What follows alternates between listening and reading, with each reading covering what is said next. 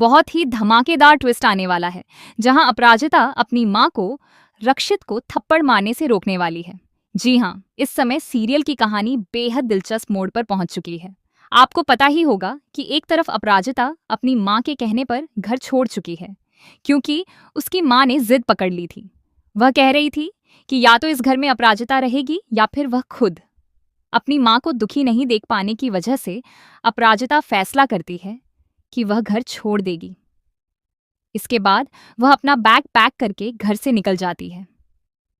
घर से निकलते समय वह एक बार पीछे मुड़कर भी देखती है, शायद उसकी मां उसे रोक ले, लेकिन ऐसा नहीं होता और अपराजिता वहां से चली जाती है। इसी बीच रक्षित भी वहां पहुंच जाता है और अपराजिता उसके साथ ऑफिस चली जाती है। ऑफिस पहुंचने के बाद दोनों साथ में केक काटते नजर आते हैं, क्योंकि रक्षित का बर्थडे होता है। इसके बाद दोनों पार्टी में शामिल होते हैं और वहां काफी अच्छा समय बिताते हैं।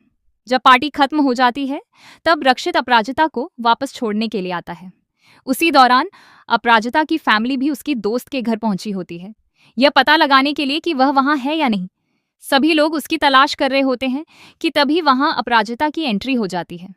अपराजिता को देखते ही उसकी मां पूछती है, इतनी रात को कहाँ गई थी और वह भी अकेले? तभी पीछे से रक्षित आ जाता है और कहता है, ये मेरे साथ थी, आज मेरा बर्थडे था, इसीलिए ये मेरी पार्टी में आई थी। रक्षित की यह बात सुनते ही अपराजिता की मां को बहुत गुस्सा आ जाता है। वह कहती है, तुम्हें शर्म नहीं आती अप्पू? और तुम्हें भी शर्म नहीं आती एक शादीशुदा लड़की के साथ घूमते हुए?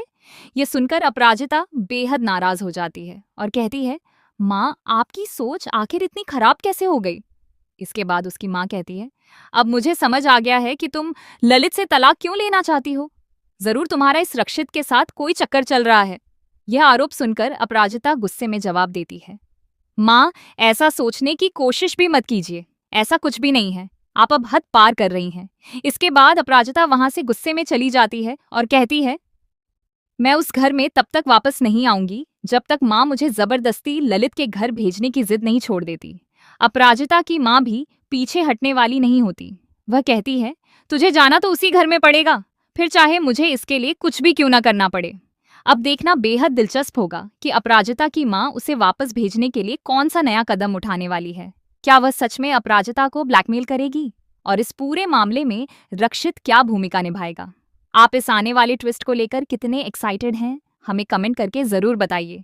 ऐसी ही टीवी सीरियल अपडेट्स और लेटेस्ट खबरों के लिए हमारे चैनल को सब्सक्राइब करना न भूलें।